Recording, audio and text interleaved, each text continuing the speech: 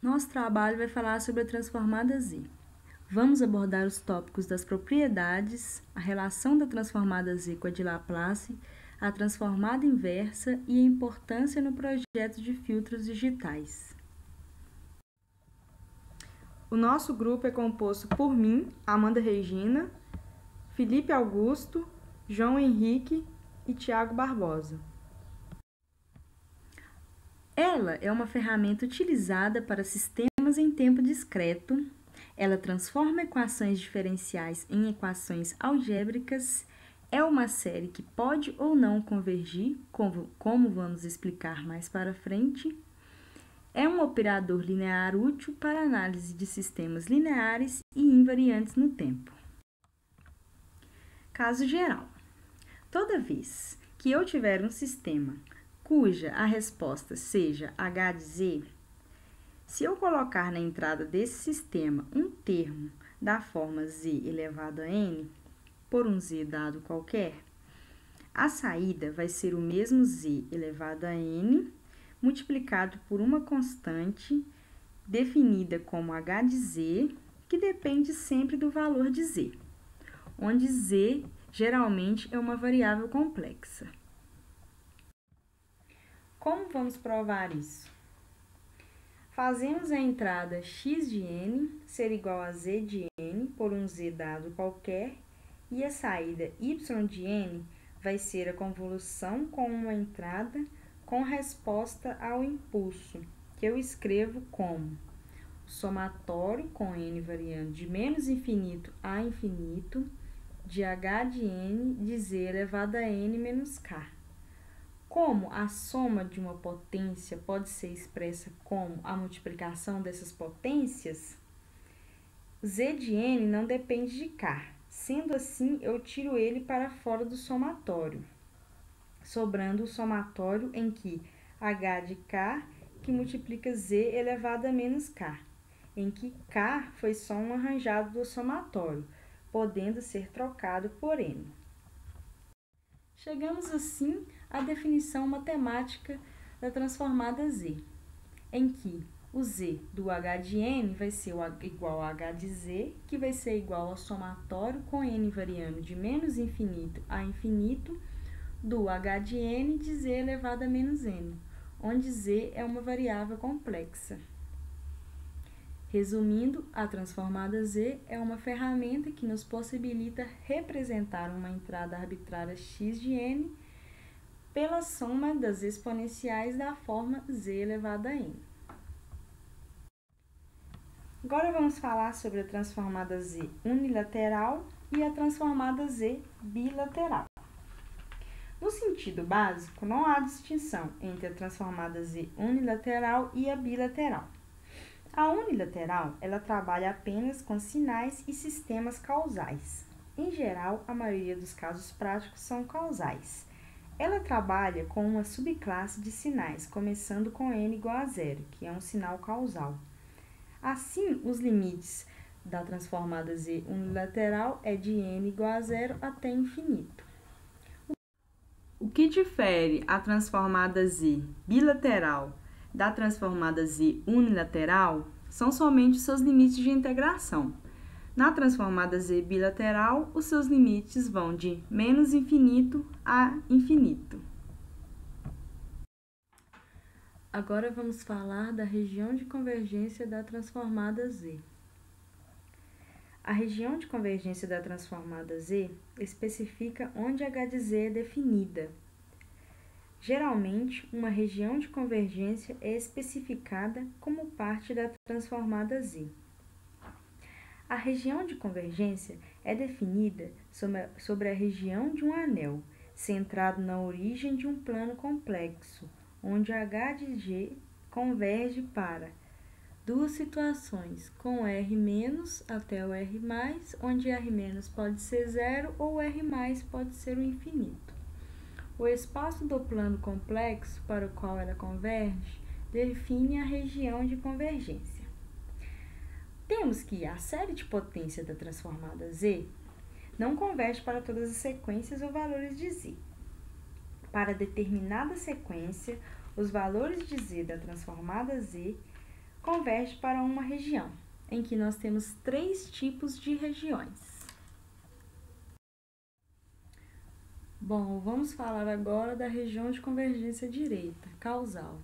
Nós temos que o intervalo dela varia de R- até infinito, como vai ser mostrado agora aqui nesta parte azul. Temos também a região de convergência à esquerda, que é a não causal, que nós temos o intervalo variando de 0 até R-, que é essa região em azul. Temos, por último, a região de convergência bilateral, que nós temos o intervalo entre R- e R+, que é essa região em azul.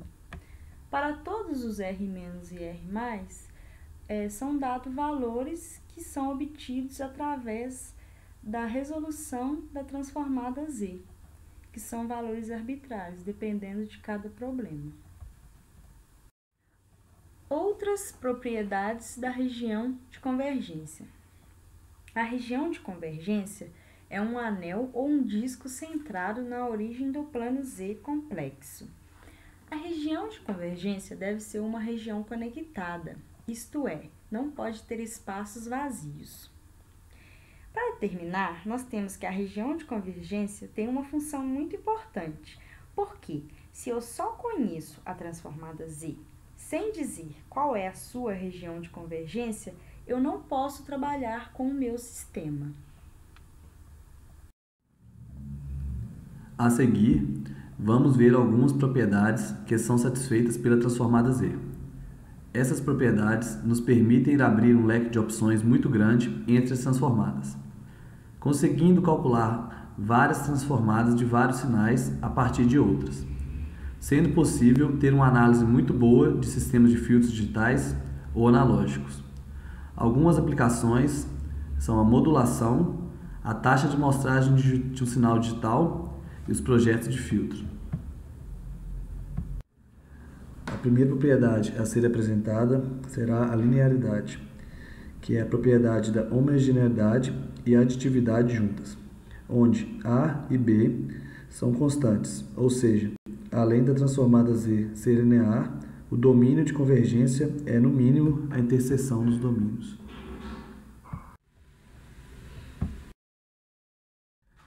Se Xn é um sinal discreto definido apenas para n igual a 0, 1, 2, etc., ou seja, Xn é igual a 0 com n menor que 0, e com a transformada dada por Xz, uma translação de m igual a 1, ou seja, shift de uma unidade para a direita.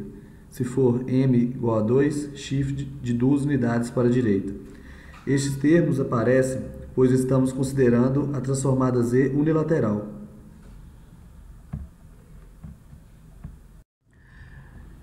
Essa propriedade é a multiplicação de um exponencial por uma entrada arbitrária que resulta em x de z sobre z0, com região de convergência de módulo de z0 multiplicando por rx.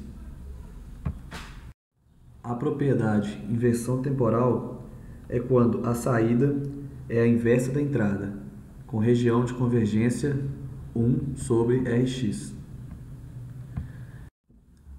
A propriedade conjugado é onde Xn é um sinal discreto com a transformada Z dada por Xz.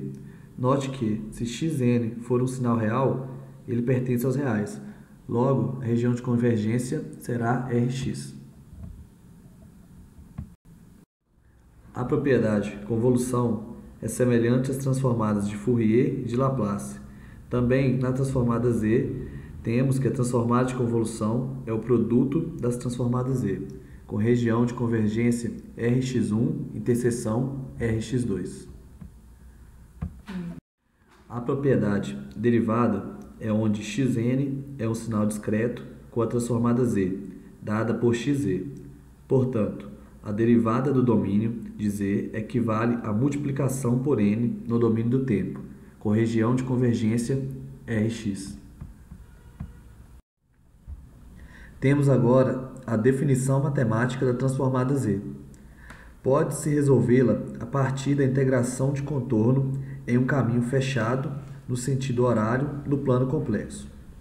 Logo, inventaram uma tabela com as transformadas, para evitar erros. Podemos falar também que a grande maioria das transformadas são na forma de Hz, funções simples, são razões de polinômios na adição de frações parciais, assim como as de Laplace. Se tem a solução e essas transformadas na tabela de transformadas Z. Para se resolver polos complexos, existem duas maneiras: por frações parciais ou método de fatores de primeira ordem. Primeiro, vamos falar de frações parciais. Temos uma função racional e escrevemos a mesma como a soma de frações parciais. Depois de fazer isso, encontraremos na tabela de uma transformada Z e deixando claro também que nesse método obtemos um fator correspondente a cada polo. Agora, falarei do método de fatores de primeira ordem. Ao contrário do método de polos complexos, esse método não se obtém separadamente os polos, se obtém o par de polos conjugados complexos e fatores quadráticos. Transformada inversa pela expansão de Fz.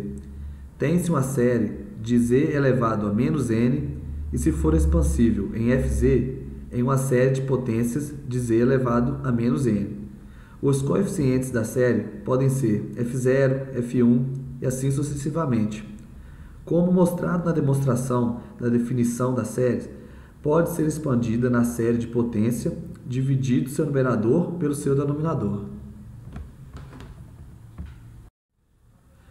Primeiro, a transformada Z pode-se dizer que é a transformada de Laplace disfarçada. Ao se processar um sinal na entrada, vamos obter um sinal na saída com atraso. E antes, falamos apenas de sequência de número. Agora, falaremos de sinal elétrico, tensão e corrente. Na conexão da transformada de Laplace e da transformada Z, teremos os seguintes gráficos que mostram as duas transformadas. Do lado esquerdo, temos um sinal de tempo discreto com entrada Hn, uma função de transferência Hz e uma saída yn. Do lado direito, com entrada x de t, uma função de transferência h exponencial de st e uma saída yt, só que com um sinal de tempo contínuo.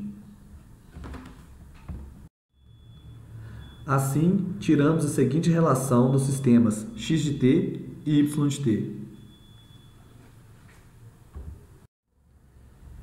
O sistema de tempo discreto é 1 sobre z e equivale a exponencial de menos st no sistema de tempo contínuo. Assim, h de z é igual a h de s, sendo z igual a exponencial de menos st. Vamos obter a seguinte expressão: h de exponencial menos s de t é igual a h de s. Com relação a x de t, x de s e y de t e y de s, vamos obter que y de s é igual a h de exponencial s de t, x de s. Porém, a partir das expressões x de s e y de s, vamos obter, substituindo y de s, a seguinte expressão. Logo, manipulando a equação, chegamos a este resultado.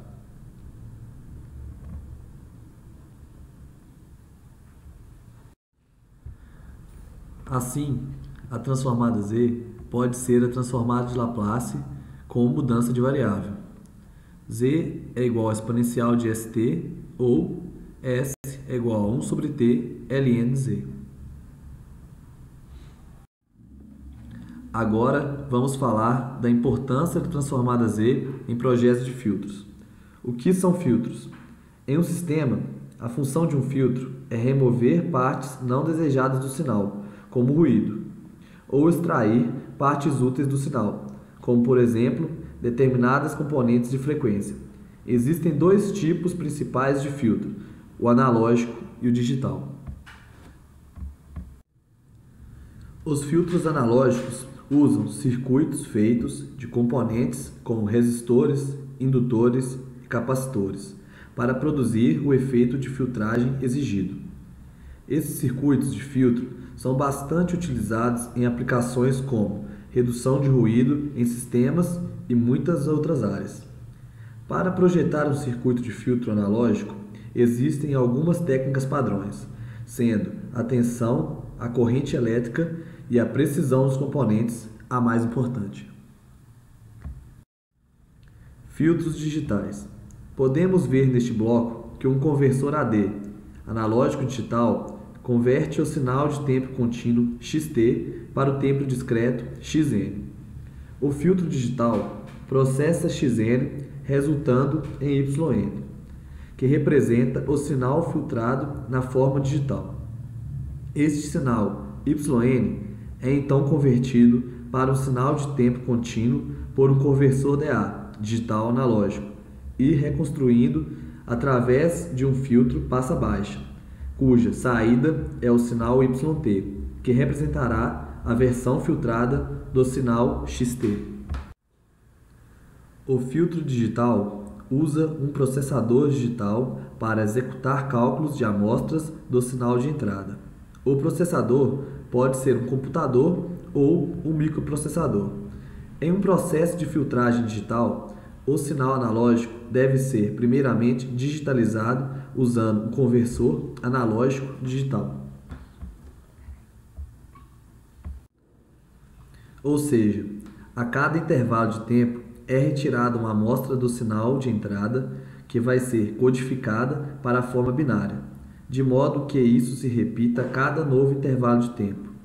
Por esse motivo, a transformada Z é importante em projetos de filtros digitais, pois ela é bastante utilizada para análise de sistemas em tempo discreto, podendo ser aplicada no processamento digital de sinais, por exemplo, para obtenção do comportamento de sinais digitalizados e assim para a criação de filtros digitais. Esta amostra é transferida para um processador que irá efetuar os cálculos numéricos. Os resultados agora representam valores do sinal filtrado e podem ser reconstituídos através de um conversor digital analógico. Note que no filtro digital o sinal é representado por números em lugar de tensão ou corrente. Existem várias vantagens na utilização de filtros digitais. Estão entre elas: um filtro digital é programável, ou seja, a sua operação é determinada por um programa armazenado na memória do processador. Isso significa que o filtro digital pode ser mudado facilmente sem afetar seu hardware.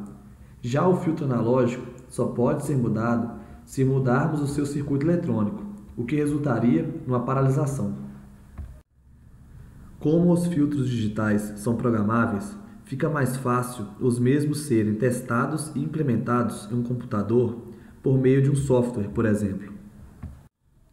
Filtros analógicos estão sujeitos à variação da temperatura, variação de valores dos componentes utilizados nos circuitos, entre outros parâmetros que dependem do projeto.